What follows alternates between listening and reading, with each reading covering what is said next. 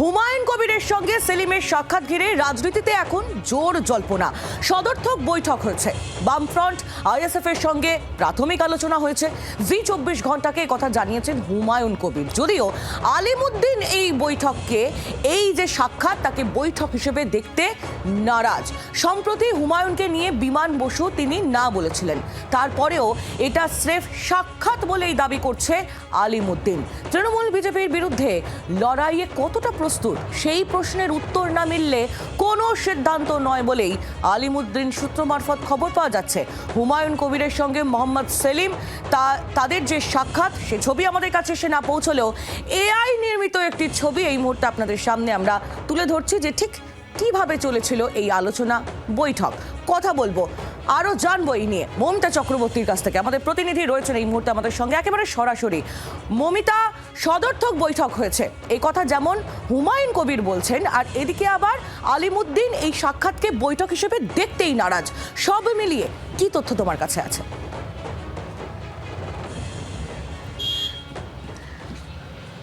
তোমাকে প্রথমেই বলে দিই আহেলি, জি24 ঘন্টায় মোহাম্মদ সেলিম তিনিও এই বৈঠক নিয়ে তার প্রতিক্রিয়া জানিয়েছেন। মোহাম্মদ সেলিম তিনি স্পষ্ট করেছেন যে রাজনীতিতে সব রকম ডাইমেনশন থাকা সম্ভব। নির্বাচনের আগে সব রকম ইকুয়েশন, সমীকরণ তা নজরে রাখতে হয়, আর সেটাই রাজনীতির ধর্ম। রাজনীতিতে তো কেউ অস্পৃশ্য হতে পারে না। কিন্তু হুমায়ুন কবির তিনি তৃণমূল এবং বিজেপি বিরোধিতায় কতটা আন্তরিক তা তো বুঝে নিতে হবে। আর সেই বুঝে নেওয়ার কাজটাই যে সুকৌশলে মোহাম্মদ সেলিম গতকাল করেছেন, সেটাও কিন্তু তিনি কোনো রকমভাবে গোপন করেননি। রাগঢাক না করেই তিনি বলেছেন যে আলোচনা হচ্ছে, আলোচনা চলুক, কিন্তু আসন সমঝোতা নিয়ে হুমায়ুন কবির যাই দাবি করুক না কেন, গতকালের যে বিষয় সেই বিষয় নিয়ে তিনি জানিয়েছেন, মোহাম্মদ সেলিম জানিয়েছেন যে হুমায়ুন কবির একটি নতুন দল গড়েছেন, সেই দল সম্পর্কে তিনি জানান এবং তিনি নিজে আলিমুদ্দিন স্ট্রিটে আসতে চেয়েছিলেন। মোহাম্মদ সেলিম সে বিষয়ে তাকে বলেন যে আলিমুদ্দিন স্ট্রিটে এলে এই বিষয়ে অফিসিয়াল একটা শিলমোহর পড়ে যেতে পারে, তাই তারা বাইরে মিট করেছেন এবং এটা একটা শুরুতেই সৌজন্য সাক্ষাৎ ছাড়া আর অন্য কোনোভাবে ব্যাখ্যা করতে নারাজ আলিমুদ্দিন স্ট্রিট। হুমায়ুন কবির প্রসঙ্গে মোহাম্মদ সেলিম এটাও জানিয়েছেন যে এক্ষেত্রে যখন তাকে জানতে চাওয়া হয় যে সিপিআইএমের কাছে প্রথম প্রায়োরিটি 2026-এর নির্বাচনে কারা হতে চলেছে, মোহাম্মদ সেলিম সেই জায়গাতেও রাগঢাক না করে বলেছেন যে এক্ষেত্রে অবশ্যই বামপন্থী দল অর্থাৎ ফ্রন্টের দলগুলোই সিপিআইএমের কাছে প্রথম প্রায়োরিটি, এবং তারপর অন্য যে রাজনৈতিক দল অর্থাৎ বামফ্রন্ট সহযোগী যে দলগুলো রয়েছে, অর্থাৎ 11 দলের যে কম্বিনেশনে তারা বরাবর আলোচনা করেছেন, সেই দলগুলো তাদের প্রথম প্রায়োরিটি। ইন্ডিয়ান সেকুলার ফ্রন্টের সঙ্গে তারা আলোচনা করছেন, তারা প্রায়োরিটি। কিন্তু হুমায়ুন কবিরের দল নিয়ে এখনো পর্যন্ত তারা যে আতশকাচের নিচে সমস্তটা রাখছেন, সেটাও কিন্তু স্পষ্ট করেছেন মোহাম্মদ সেলিম। ইন্টারেস্টিং ওয়েতে কংগ্রেস নিয়ে কিন্তু কোনো মন্তব্য এখনও করেননি সিপিএমের রাজ্য সম্পাদক, এবং কংগ্রেসের সঙ্গে এখনও পর্যন্ত আসন সমঝোতা নিয়ে কোনো আলোচনাও হয়নি। সেই জায়গায় দাঁড়িয়ে জোটের সমীকরণে বেশ কিছু ফ্যাক্টর, বেশ কিছু দিক, বেশ কিছু মোড় যে আসছে তা কিন্তু নিঃসন্দেহে বলা যায়। একেবারে মমিতা, ধন্যবাদ তোমায়। মমিতা চক্রবর্তী আমাদের প্রতিনিধি একেবারে সরাসরি আমাদের সঙ্গে ছিলেন। আর যারা এই বৈঠক করেছেন, যে বৈঠক ঘিরে এই মুহূর্তে রাজ্য রাজনীতিতে জোর জল্পনা, সেই হুমায়ুন কবির এবং সিপিএম এর রাজ্য সম্পাদক মোহাম্মদ সেলিম কি বলছেন তারা শোনাবো।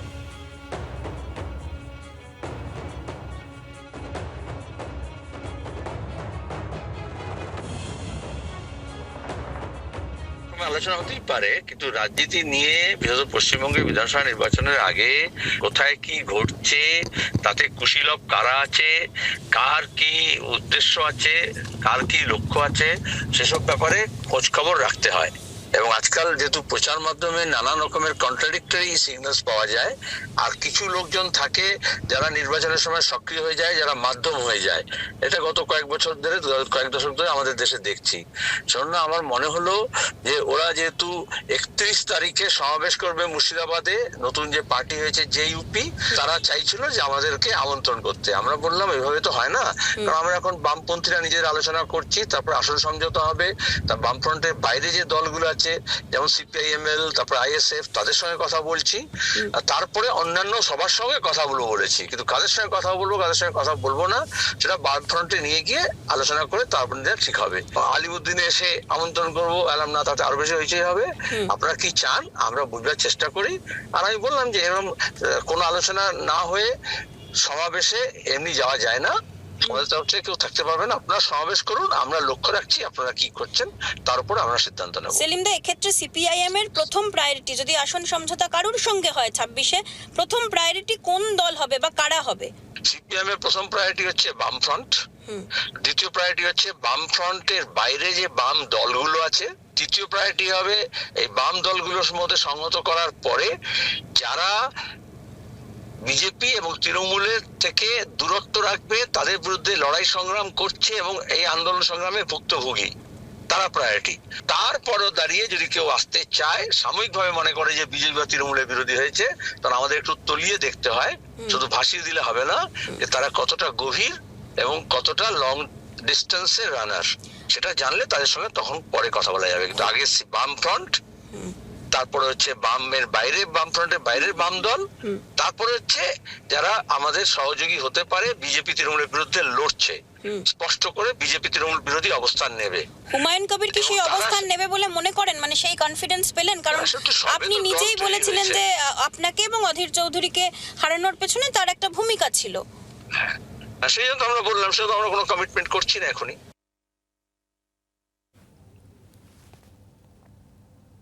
সেলিম সাহেবের সঙ্গে আমার সদার্থক আলোচনা হয়েছে, এটা প্রাথমিক পর্যায়ে আছে। বামফ্রন্টগত ভাবে আর আইএসএফ এর সঙ্গেও ওনাকেই দায়িত্ব দেওয়া হয়েছে, উনি এটাকে আগিয়ে দিয়ে যাবেন। আমাকে যেখানে কোথাও বসার জন্য ডাকলে প্রাথমিকভাবে আমার ডাকে উনি সাড়া দিয়ে এসছেন, সেটাই আমি ওনাকে কৃতজ্ঞতা জানাই। আমাকে এরপরে কোথাও ডাকলে আমি সেখানে নির্দ্বিধায় তার সঙ্গে চলে যাব। হুমায়ুন কবির এবং মোহাম্মদ সেলিম তাদের বক্তব্য আপনারা শুনলেন। আমরা এই বিষয় নিয়ে আলোচনা করব। এই মুহূর্তে রাজনৈতিক বিশেষজ্ঞ সুমন ভট্টাচার্য রয়েছেন আমাদের সঙ্গে টেলিফোন লাইনে। সুমন বাবু, আপনি শুনলেন হুমায়ুন কবির এবং মোহাম্মদ সেলিমের বক্তব্য। এই মুহূর্তে তাদের যে সাক্ষাৎ, তা নিয়ে জোর জল্পনা শুরু হয়েছে। হুমায়ুন কবির তিনি বলছেন সদর্থক বৈঠক, এদিকে এই যে সাক্ষাৎ, তাকে বৈঠক বলতেই নিমরাজি আলিমুদ্দিন। সব মিলিয়ে ভোটের আগে জোট কোন পথে? কারণ সিপিআইএম এর তরফ থেকে এখনো কংগ্রেসের সঙ্গে সেভাবে জোটের কোনো সদর্থক আলোচনাই হয়নি, তারই মধ্যে হুমায়ুন কবির ঢুকে পড়লেন রেসে। দেখুন, প্রথম কথা আমি বলবো যে মোহাম্মদ সেলিম বা আলিমুদ্দিন স্ট্রিট যদি এটা বোঝেন যে হুমায়ুন কবিরের সঙ্গে তারা গেলে কতটা রাজ্যের সর্বনাশ বা ভোটের পাটিগণিতে কতটা আলিমুদ্দিন স্ট্রিটের সর্বনাশ ডেকে আনবেন, তাহলে মঙ্গল। 2021-এ এই মোহাম্মদ সেলিমরা ব্রিগেডে অধীর চৌধুরীকে প্রায় ধাক্কা দিয়ে আব্বাস সিদ্দিকীকে বরণ করে নেওয়াতে 2021-এর বিধানসভা নির্বাচনে কংগ্রেস এবং সিপিএম দুজনেই শূন্য হয়ে গিয়েছিল। এবার হুমায়ুন কবির, যিনি মনে করেন বাবরি মসজিদ বেলডাঙ্গায় স্থাপন করলেই পশ্চিমবঙ্গের মুসলমানদের উন্নয়ন হবে, তার সঙ্গে যে মোহাম্মদ সেলিম সাক্ষাৎ করেছেন সেটাই মুর্শিদাবাদবাসী এবং গোটা রাজ্যবাসী মনে রাখবেন।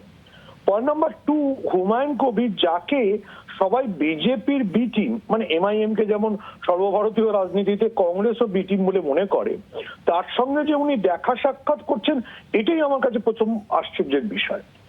এবার বোধহয় মানে মোহাম্মদ সেলিম বা আলিমুদ্দিন স্ট্রিটের কর্তারা খেয়াল রাখছেন না কংগ্রেস কিভাবে ব্যাপারটাকে দেখছে।